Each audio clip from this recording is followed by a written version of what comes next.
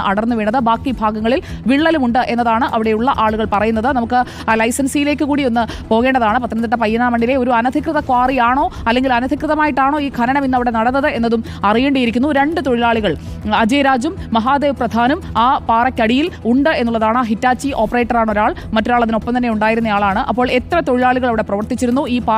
ഈ പാറക്വാറിയുടെ പ്രവർത്തനം എങ്ങനെയാണ്? ഇതിന് കൃത്യമായി മേൽനോട്ടം വഹിക്കാനായി അവിടെ കോൺട്രാക്ടർമാരടക്കം ഉണ്ടായിരുന്നോ? എന്താണ് അവിടെ സംഭവിച്ചത് എന്ന് നമുക്കറിയണം. പയ്യനാമണ്ണിൽ നിന്നുള്ള തത്സമയ വിവരങ്ങളാണ് നമ്മൾ പ്രേക്ഷകരിലേക്ക് എത്തിച്ചുകൊണ്ടിരിക്കുന്നത്. വാർഡ് മെമ്പർ രഞ്ജു നമുക്കൊപ്പം ചേരുകയാണ്. രഞ്ജു, ഈ അപകടമുണ്ടായ ഭാഗത്ത് ഖനനം നടത്താൻ അനുമതിയുണ്ടോ?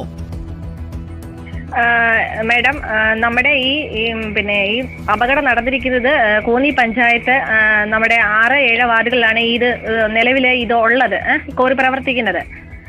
ഹലോ, കേൾക്കുന്നുണ്ട് രഞ്ജു. അപ്പൊ ഇത് 1 വർഷം മുമ്പ് അവിടെ ഭൂമികുലുക്കം ഉണ്ടായി എന്നൊരു നമുക്കൊരു അറിയിപ്പ് കിട്ടി. അവിടെ ഭയങ്കര സൗണ്ട് ആണെന്നൊക്കെ പ്രദേശവാസികൾ പറഞ്ഞത് പ്രകാരം നമ്മൾ കംപ്ലൈന്റ് കൊടുക്കുകയും ന്യൂസ് വരികയും അതുപോലെ തന്നെ നമ്മളവിടെ തഹസിൽദാർ അതുപോലെ വില്ലേജ് ഓഫീസിൽ നിന്ന് ഓഫീസർമാരെല്ലാം ചെയ്ത് നമ്മൾ സ്ഥലം സന്ദർശിക്കുകയും അവിടെ ജിയോളജി വകുപ്പ് അന്വേഷിക്കാമെന്നൊക്കെ പറഞ്ഞു പോവുകയും ഉണ്ടായി. ഹലോ, അതെ, അതറിയാവുന്നതുകൊണ്ടാണ് രഞ്ജു ഞാൻ ആ കാര്യം നേരത്തെ നമ്മുടെ റിപ്പോർട്ടറോടും പറഞ്ഞത്. അവിടെ കഴിഞ്ഞ വർഷം ഈ വലിയ പ്രശ്നം ഉണ്ടായതാണ്, നാട്ടുകാരൊക്കെ പ്രശ്നം ഉണ്ടാക്കിയതാണ്. പിന്നെ എങ്ങനെയാണ് ഇതിന്റെ ഇപ്പുറത്തെ ഭാഗം ഇങ്ങനെ തുറന്നത്? അത് എങ്ങനെ തുറന്നെന്ന് വെച്ചാല് നമ്മുടെ ഈ പൊല്യൂഷൻ കൺട്രോള്, ജിയോളജി വകുപ്പ് ഇവരാണ് പേപ്പർ കൊടുക്കുന്നത്. എല്ലാ പേപ്പറുകളും റെഡി ആണെന്നുണ്ടെങ്കിൽ പഞ്ചായത്തിന് ലൈസൻസ് കൊടുത്തേ പറ്റുള്ളൂ.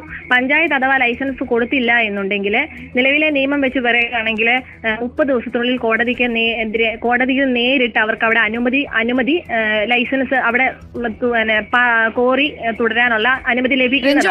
പരാതി രഞ്ജുവിന് അറിയാമല്ലോ. അന്ന് കിട്ടിയ പരാതി വലിയ ശബ്ദം, വലിയ പ്രകമ്പനം ഉണ്ടാകുന്നു, അടുത്തുള്ള വീടുകൾ, അതിന് തൊട്ടപ്പുറത്ത് മാറി കുറച്ച് വീടുകളൊക്കെ ഇല്ലേ?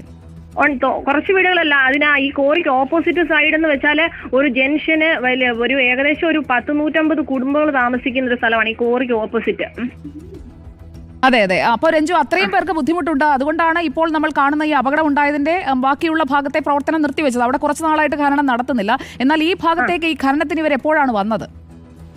ഇവര് എനിക്ക് അതിനെപ്പറ്റിയൊന്നും കൂടുതൽ ഡീറ്റെയിൽസ് ഒന്നും അറിയില്ല. കാരണം എന്ന് വെച്ചാല് അവര് എല്ലാ പേപ്പേഴ്സും റെഡി ആക്കിക്കൊണ്ട് പഞ്ചായത്ത് വരുന്നു, ലൈസൻസ് കമ്മിറ്റി വരുന്നു. അവിടുന്ന് നമ്മൾ ഒരിക്കലും ഒരു വാർഡ് മെമ്പർ എന്നുള്ള നിലയിൽ അവർക്ക് സപ്പോർട്ട് ചെയ്തിട്ടില്ല, ലൈസൻസ് കൊടുക്കണമെന്ന് സപ്പോർട്ട് ചെയ്തിട്ടില്ല. ഇവര് പേപ്പേഴ്സ് എല്ലാം റെഡി ആക്കിക്കൊണ്ട് വന്ന് ഈ ലൈസൻസ് എടുത്തോണ്ട് പോവുകയാണ്. നല്ല സ്വാധീനമുള്ള ലൈസൻസ് ആണല്ലേ രഞ്ജു? അത് എനിക്ക് തുറന്നു പറയാൻ പറ്റത്തില്ല. പിന്നെ അതുപോലെ തന്നെ ഇതുപോലെ അവർക്ക് ലൈസൻസ് കിട്ടും. അതുപോലെ തന്നെ ഇതിനോടടുത്ത് തന്നെ പുതിയൊരു കോറിക്ക് അവര് അവിടെ ഒരു പൊതുവായിട്ടൊരു മീറ്റിംഗ് ഒക്കെ വിളിച്ചു കൂട്ടി. അതിന് ഞാൻ രേഖാമൂലം കളക്ടർക്ക് ലെറ്റർ കൊടുത്തിട്ടുണ്ട്. ഇവിടെ ഈ പ്രദേശം ഭൂമികളൊക്കെ സാധ്യതയുള്ള പ്രദേശമാണ്, ഇവിടെ ജനങ്ങൾ താമസിക്കുന്നതാണ്, ഇവിടെ കൊടുക്കരുത് എന്നും പറഞ്ഞ രേഖാമൂലം നമ്മൾ ലെറ്റർ പാടി തന്നെ കളക്ടർക്ക് നേരിട്ട് കൊടുത്തിട്ടുള്ളതാണ്. വിഷയം 2 പേര് അതിൽ കുടുങ്ങിക്കിടക്കുന്നു എന്ന് മനസ്സിലാകാൻ സാധിച്ചു. വളരെ വിഷമം. അതായത് ഈ 2 മനുഷ്യരവിടെ കുടുങ്ങിക്കിടക്കുകയാണ്. അവരുടെ ജീവൻ, അതിനൊരു വിലയുണ്ടല്ലോ. അവരുടെ ജീവൻ നഷ്ടമാകുന്ന തരത്തിൽ അപകടാവസ്ഥയുള്ള ഒരു സ്ഥലത്ത് അവരെ ഇറക്കുന്നത്, അവർ ഇതര സംസ്ഥാന തൊഴിലാളികളാണെന്ന് വെച്ച് നമുക്ക് അവരെ അങ്ങനെ വിട്ടുകളയാൻ കഴിയില്ലല്ലോ. ഇപ്പോഴും ആ ഹിറ്റാച്ചിക്കടിയിൽ, ആ പാറയ്ക്കടിയിൽ അവരവിടെ കിടക്കുകയാണ്. അത് തന്നെ. പക്ഷേ കുറച്ച് പ്രദേശവാസികൾ ഇവർക്ക് സപ്പോർട്ടാണ്. അവർ പറയുന്നത് കോറി പ്രവർത്തിക്കണം, ഞങ്ങൾക്ക് ജോലി വേണം, ഇതാണെന്നൊക്കെ പറഞ്ഞ് കുറച്ച് പ്രദേശവാസികൾ ഇവർക്ക് സപ്പോർട്ടായിട്ടാണ് നിൽക്കുന്നത്. അതേസമയം കുറച്ച് പ്രദേശവാസികൾ അവിടെ അനുമതി കൊടുക്കരുതെന്നും പറഞ്ഞുകൊണ്ട് സമരം നിത്യേന ചെയ്യുന്നവരുമുണ്ട്. ഇപ്പോൾ രക്ഷാപ്രവർത്തനം നടത്താൻ ഇപ്പൊ രഞ്ജു അവിടെ ഉണ്ടോ? ഞാൻ എന്റെ കാലൊടിഞ്ഞ ആക്സിഡന്റ് ഉണ്ടായിട്ട് ഞാൻ റെസ്റ്റിലാണ്. എനിക്ക് അവിടെ എത്താൻ സാധിക്കുന്നില്ല. ഓക്കെ, അപ്പോൾ രഞ്ജു, എന്തായാലും അവിടെ രക്ഷാപ്രവർത്തനം തുടങ്ങിയിട്ടില്ല. അത് എങ്ങനെ നടത്തും എന്നതിനെ കുറിച്ചുള്ള ആലോചനകളൊക്കെയാണ് നടക്കുന്നത്. ഈ ക്വാറിയുടെ കാര്യത്തിൽ എന്തായാലും പരാതികൾ ഉണ്ടായിരുന്നു എന്നത് രഞ്ജുവിന് സ്ഥിരീകരിക്കാൻ കഴിയുന്നുണ്ടല്ലേ? പരാതികൾ ഉണ്ടായിരുന്നു. ഇനി അവിടെ കോറി അടുത്ത് തന്നെ വരാനുള്ള പേപ്പേഴ്സ് എല്ലാം റെഡിയാക്കുന്നുണ്ട്. അത് കൊടുക്കരുതെന്ന് നമ്മൾ രേഖാമൂലം പറഞ്ഞിട്ടുണ്ട്. അതുപോലെ പരാതികളും ഉണ്ട്. നമുക്ക് ഇതല്ലോ ഉദ്യോഗസ്ഥ തലത്തിൽ നിന്ന് അല്ലെങ്കിൽ അവർക്ക് വേണ്ട ഡിപ്പാർട്ട്മെന്റിൽ നിന്നുള്ള രേഖകളെല്ലാം ശരിയാകുമ്പോൾ അവർക്ക് അവിടെ എല്ലാം ഓക്കെ ആയി കിട്ടുന്നു. നമുക്കെന്ത് ചെയ്യാൻ പറ്റും?